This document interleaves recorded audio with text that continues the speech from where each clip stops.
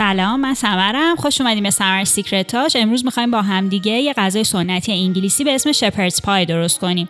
مواد لازمشو دارین اینجا میبینین. مثل همیشه هم ترجمه فارسیشو براتون توی دسکریپشن گذاشتم.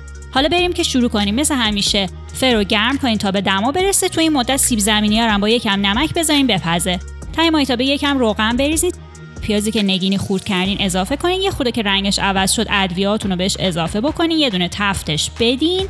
بعد حالا میتونین گوشت چرخ کرده رو بهش اضافه بکنین، اونم یه مقدار تفت بدین. رنگش که عوض شد رب رو اضافه بکنین و دوباره یکم تفت بدین و هم بزنین. کنسرو سبزیجات رو بهش اضافه بکنین.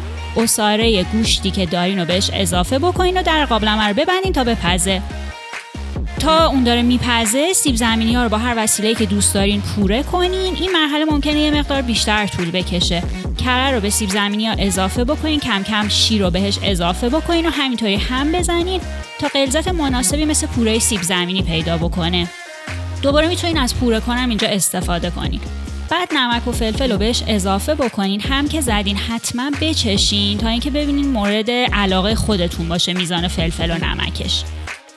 حالا اون مخلوط گوشت و سبزیجاتی که داشتین و توی ظرف سروی که میخواین توی فرن بذارینش بریزین و حسابی صافش بکنین. من پوره سیب زمینی رو ریختم داخل قیف با ماسوره، دارم روش روز میزنم. شما هر جوری که دوست دارین میتونین انجام بدین. اینجا میتونین از این زاویه دست من رو نگاه بکنین که چجوری دارم روزا رو میزنم. بعد که کامل شد، تیکه‌هاشو که خالی میمونم، من دارم یه مقدار گلای کوچولو توش میزنم با همون ماسوره‌ای که داشتم برای اینکه فضاشو پر بکنم. آخر سرم میتونین روش کنجد بریزین که توی فر خوشگل‌تر و کریسپی تر بشه.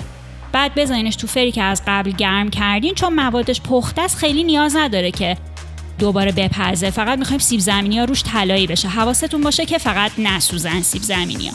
از فر که درش میارین خیلی داغه، مواظب باشین نسوزین. به همین سادگی و راحتی غذای به این خوشگلی دارین و میتونین درست کنین و لذت ببرین. امیدوارم درست کنین. اگر دوست داشتین لطفاً چنل رو سابسکرایب کنین و ویدیو رو لایک کنین. از طریق اینستاگرام هم با من در تماس باشین. مرسی که ویدیو رو لایک میکنین. مرسی که نگاه میکنین. تا ویدیوهای بعدی، خداحافظ.